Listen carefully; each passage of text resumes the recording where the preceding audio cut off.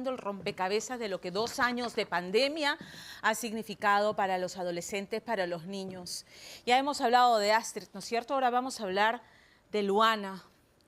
Cada pieza de información en el caso de Luana, esta niña de 12 años, una niña de 12 años que ha caído desde el 4º piso de su colegio en Ate, y las circunstancias en las que esto ocurre está en investigación.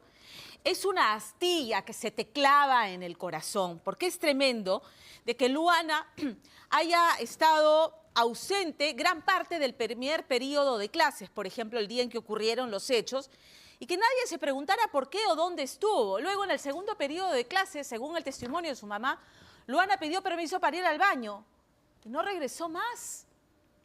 Y a nadie le llamó la atención su ausencia, ni siquiera al maestro que dictaba la clase. Nuevamente nos remitimos al testimonio de los padres de Luana. Entonces, y esto ya es lo que corona, ¿no? Porque fue un vecino del Colegio Saco Oliveros de Ate el que da la voz de alarma de que Luana, con todo el peso del sufrimiento silencioso que llevaba, estaba tirada en el patio del plantel como una muñeca rota. Fue un vecino, nadie en el colegio se había dado cuenta de lo que había ocurrido hasta ese momento.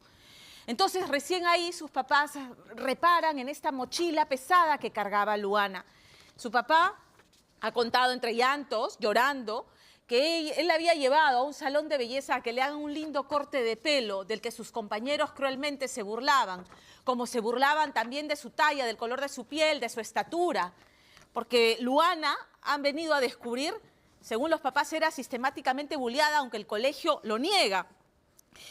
Más bien deslizando que ella cargaba, venía con una carga emocional desde la casa, con lo cual los padres han negado. Sin embargo, en redes sociales, a partir del caso de Luana, han proliferado mensajes de alumnos y exalumnos de la red de colegios Saco Oliveros, en las que revelan y comentan cómo es que han sido o víctimas de bullying o testigos de casos de bullying, y que los maestros y los representantes del plantel simplemente no hacían nada. No hacían nada, muy enfocados, como conocemos la reputación de los colegios Saco Oliveros, enfocados en la competitividad y en la eficiencia académica, pero descuidando la parte emocional de los alumnos. Vean ustedes esto que ha ocurrido. El reportaje de Angélica Villegas. Yo quisiera estar en esa cama, que mi hija pueda caminar. Quisiera ser yo el que haya caído desde ahí. Jaime Carvajal siente que sus piernas le fallan y se le dificulta mantenerse en pie. A su corazón lo carcome el impacto y a la vez el dolor de ver a su única hija de 12 años postrada en una cama con secuelas irreversibles tras caer del 5º piso de su escuela, luego de ser víctima del bullying, deseando que toda esta pesadilla le hubiese ocurrido a él. Quisiera regalarle mi columna. Misivas de terror enviadas por una víctima de bullying a sus atacantes preceden una mañana de terror en una escuela de Salamanca, conllevando a una investigación. Odio ser siempre la pelotuda del cuento, la fea, la gorda, la pequeña, la reemplazable, la que nadie quiere y la que nadie le importa. Y un grupo de WhatsApp hallado en el teléfono de la adolescente de esta historia se hará público en su totalidad esta noche, por primera vez. Yo también la vi llorar. Hay que ser sincero, si alguien ha tenido al borde más, es porque a cada rato insistía que era fea solo por su nariz.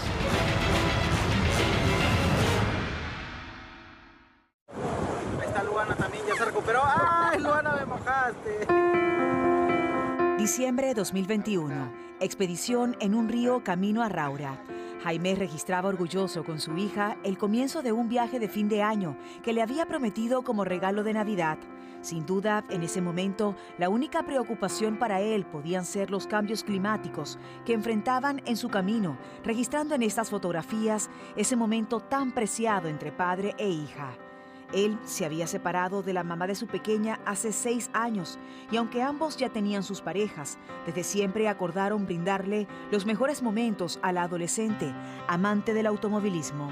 ¿En algún momento ella vio peleas entre ustedes, forcejeos que quizás la perturbaran un poco? No, justamente para no llegar a esas cosas nosotros nos separamos y que ella reciba amor en cada casa, siempre una buena comunicación con ella. Yo le hablo bien de su mamá, o sea, a veces digo, tu mamá te quiere mucho, su mamá le habla igual de mí. ¿Queda descartado que la niña pueda haber recibido alguna especie de maltrato psicológico o físico por parte de la pareja, bien sea de la mamá de ella o tuya? Es que eso es algo que yo no puedo afirmar ni negar porque primero tengo que investigar qué ha pasado. No creo porque si no yo hubiese sucedido, o sea, se hubiese notado, ¿no?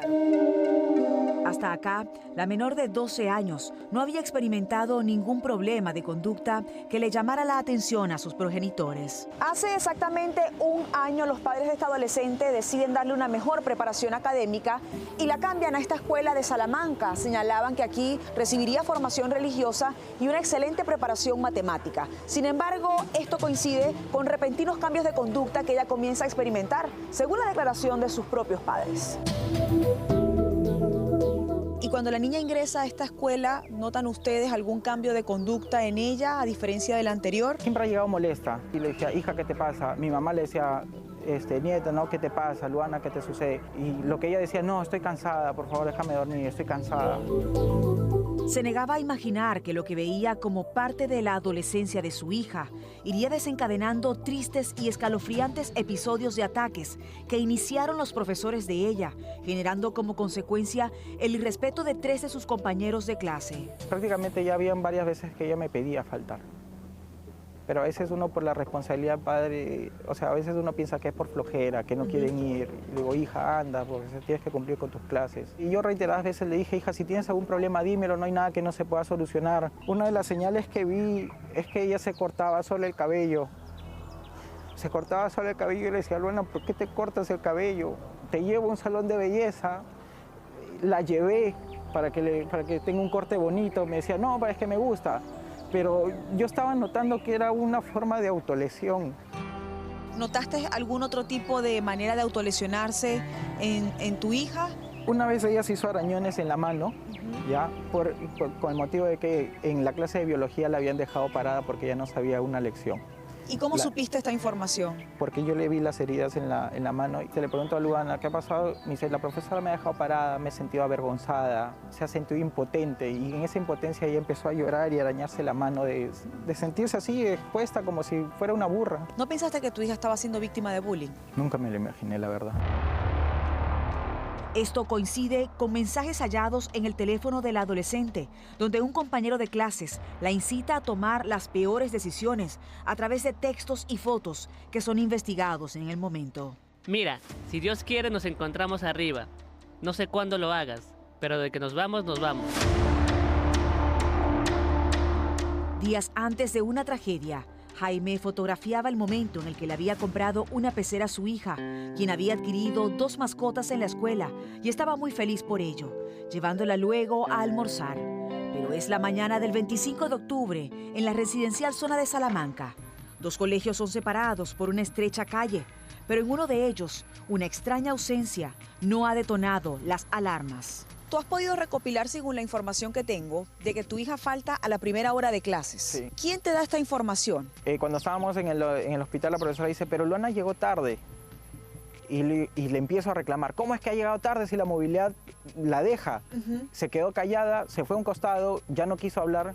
¿Y cómo la profesora no pudo supervisar de que tu hija entrara a clases? Si tu hija ingresó al colegio en la hora prevista, tu hija estaba suelta en el colegio, no había nadie que la enviara al salón de clases. ¿Qué estaba pasando ahí? Sí, o sea, hay un protocolo que el colegio tiene que cumplir, que cuando llegan tarde, tiene que entrar con el padre de familia. La profesora nunca se comunicó con nosotros diciendo, Luana no ha llegado. Es cuestión de horas para que un vecino advierta una fatídica imagen. Es la hija de Jaime quien ha caído desde el 5º piso de la escuela durante el horario escolar sin que nadie en la institución lo haya notado. La mamá de mi hija me llama diciéndome, Luana se ha caído, ha tenido un accidente, se ha caído desde el 5º piso. Me dice, anda al colegio. Mi hija estaba en el piso, recién estaba llegando los bomberos a atenderla, tratando de levantarla, inmovilizándola primero. Y yo me pongo a preguntar qué ha pasado. Se escondieron los profesores, me querían sacar del colegio, el director se escondió. En eso me subo a la ambulancia. ¿Y tu hija iba inconsciente? Estaba consciente. ¿Y le preguntaste qué había pasado? Sí, pero me decía, papá, no quiero hablar. Me decía, ya, por favor. El subdirector no quiso subir a la ambulancia. Hay el testigo de un padre. Pero ¿cuál era el hermetismo de que se dijera o no si es que ellos se libran de culpas y dicen que esto es un problema que la niña trae de casa? Si es así, ¿por qué tanto hermetismo en la escuela? Eso es lo que, eso es lo que me causa sospechas. O sea, ¿por qué guardar el silencio? Si es un accidente, ¿por qué guardar el silencio? ¿Qué están ocultando? La menor tenía comprometida la columna y la pelvis, dibujándose un escenario irreversible para ella, quien fue trasladada al hospital Almenara, donde su padre ansioso esperaba que fuera operada por más de 5 horas el último viernes, descubriendo a la par de ello que su hija había dejado un par de misivas a sus atacantes. El salón de clases de mi hija está en el segundo piso, el baño está en el primer piso. Ella pide permiso para el baño en la segunda hora de clases. ¿Cuánto tiempo ha pasado? Porque un niño no puede estar más de 15 minutos en el baño si no algo sucede. Ella ha ido caminando hasta el quinto piso con un... ¿Qué funciona en el quinto piso de la escuela? Una azotea, no hay nada. ¿Y algún niño, no debería haber acceso ahí. ¿Algún niño o compañera de ella se ausenta a la par de tu hija? Exacto, eso hay niños que sabían que esto iba a suceder porque... ¿Cómo? No fueron a clases, justo los niños... Mi hija le entrega, hasta donde sé, mi hija dejó una carta de despedida. Y se le deja a ciertos niños que sabían. ¿Cuándo la escribió? Quizás del 22, 23. ¿Y a qué niños exactamente le escribe esta carta? ¿A quienes le hacían bullying o a amigos de ella? Me parece que uno de ellos es el que la fastidiaba. Ante esto, Jaime se vería obligado a desbloquear el teléfono de su hija, buscando respuestas, hallando un grupo de WhatsApp conformado por su salón de clases, donde admitían los ataques que le habían hecho. Hay que ser sincero, si alguien ha tenido al borde más, es porque a cada rato insistía que era fea solo por su nariz. Literalmente todo el salón se mete con el físico de todos. Yo también la vi llorar. Otros ironizaban y hasta se mostraban fríos, pronosticando que pronto la prensa se olvidaría de este caso. Atentos con lo que digan. Tengo miedo. No enseñes nada. Que investiguen su y ya. La han eliminado a mi hija de ese grupo porque se han dado cuenta que he estado viendo todos los mensajes que han estado escribiendo. ¿Quién la elimina del grupo? ¿Quién administra los grupos? Hay un niño que le ha eliminado, que es uno de las que le estaba haciendo bullying. Entonces estamos hablando de un bullying cara a cara y además lo complementan haciéndolo virtual a través del WhatsApp. ¿Qué contenían estos mensajes del grupo de WhatsApp que has podido leer en el que estaba tu hija? Vi un mensaje anterior a todo esto de que decía, mi hija decía, yo no sé por qué tiene que opinar sobre mi cabello cuando nadie le preguntó. ¿Qué te dicen en la escuela? La profesora tenía conocimiento, no... ¿Pero te han llamado después de lo que ocurrió para disculparse, para solidarizarse, para investigar a fondo lo que está ocurriendo?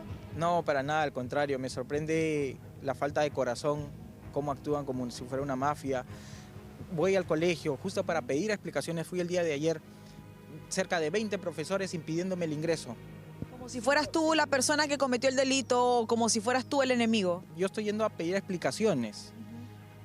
Hubo tanto personal para impedirme el ingreso y no hubo personal para ver dónde estaba mi hija. Al encontrar estas cartas y chats secundados por un accidente que limitaría la vida del adolescente, el Indecopi ha iniciado un proceso de fiscalización a esta escuela. Actualmente el colegio ya lo inspeccionamos ayer, hemos recogido toda la información, ahora estamos haciendo entrevistas, cruzando información y todo esto se eleva con un informe al órgano resolutivo. La comunicación y el hogar sano dentro de las familias son claves para el crecimiento del ser humano.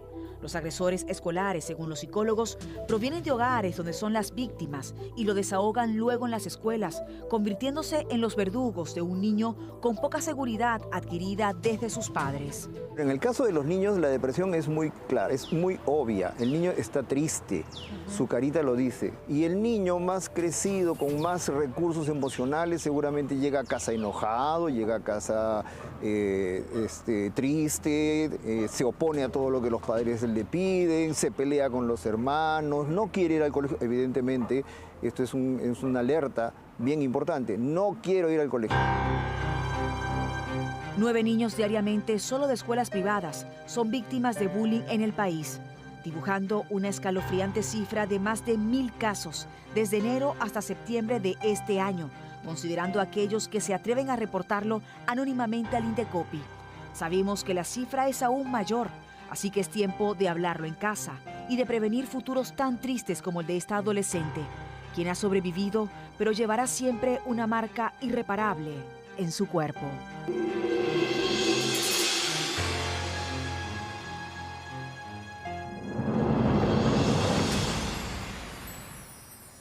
¿De qué nos sirve la excelencia académica? Educar chicos ultra competitivos, enfocados en una meta, si para llegar van a pisotear al resto, si para alcanzar esa meta significa anular al otro. ¿De qué nos sirve, ¿no?, todo ese equipamiento académico si a nivel emocional estamos educando chicos sin empatía, sin solidaridad, sin abrazar las diferencias y entender que eso es lo que nos enriquece como una sociedad? Y ni siquiera voy a usar la palabra de tolerancia, porque no se trata de tolerar al otro, sino de aceptar al otro y mirarlo como un ser humano con sus diferencias y aprender de él y enriquecer lo que yo creo, lo que yo siento, con las experiencias y el bagaje que tiene el otro. De verdad que no estamos viendo todavía las consecuencias de la pandemia, del encierro en el que han estado estos chicos a nivel emocional.